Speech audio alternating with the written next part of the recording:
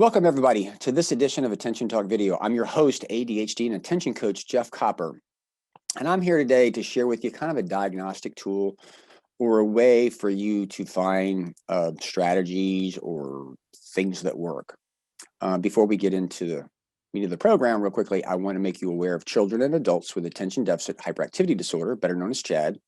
They provide evidence-based and evidence-informed information on their website at 𝐂𝐎𝐏𝐿.org. We also want you to be aware of our sister station, Attention Talk Radio. You can gain access to our podcast there at AttentionTalkRadio.com. Okay, so people with ADHD struggle with executive function.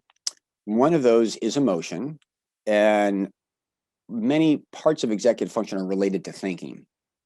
So when there's a challenge, there tends to be an emotional reaction and not to think through things. And we tend to dwell on what's not working.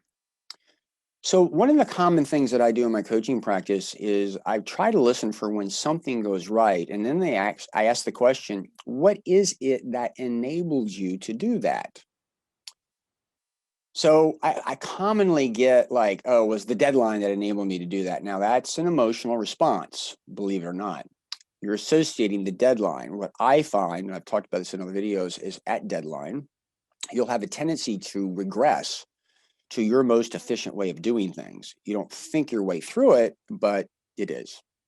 So I'm going to try to give an example of this as best I can. I was coaching somebody the other day, and they were talking about a work situation that they were struggling with now, but I said, have you ever been able to do it in the past? They said, yes. I said, well, what enabled you to do it? And they said, the deadline. I said, no. And in the conversation, they said, well, you know, I was working through it and then I realized. And I said, well, what do you mean you realized? Like, when did you realize it? Well, I realized it on Tuesday. Really? What is it that enabled you to realize it? And they start to give me a bunch of theoretical stuff. And as I began to ask them questions, I began to probe, like, no, where were you? When did it happen? Where did it happen? What was the environment that you were in when it happened? And as I began to ask those questions, I began to discover that the individual had been talking with their boss, interacting with their boss, and talking out loud to their boss. In that moment, they had a bit of an aha, and they gained some clarity. And because of that clarity, they were able to go and get it done. Now, let's unpack this a little bit. I've talked about some other shows about people with ADHD. They struggle to think inside their mind. It's best if they've done it interactively. When they're with their boss or somebody, it's somebody natural for them to talk out loud to. And there are times when people with ADHD, not all of you, but some of you will talk to somebody and you'll solve your own problem just by talking out loud. Done a lot of shows on that. So when you reflect back and say, well, what enabled you to do it? Well, it was talking out loud with somebody. Oh, great. So moving forward, if you're struggling, maybe we could use that. If you talked out loud to somebody, that might help you get the clarity. And the clarity, you might know what to do to solve the problem.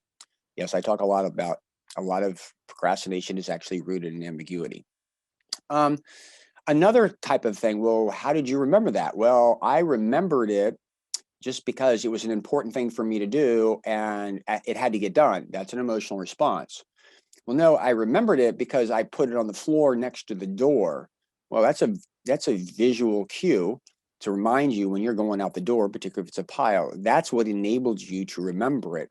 That's something that you should remember to incorporate in other strategies. Here's my point. You are far more organized than you know. The issue is not to dwell on what you think you should do, but the idea is to look at your times of success and look environmentally and ask yourself, what has it enabled me to do that this time? Because all the clues to anything that's going to work for you are in your successes, not necessarily your failures.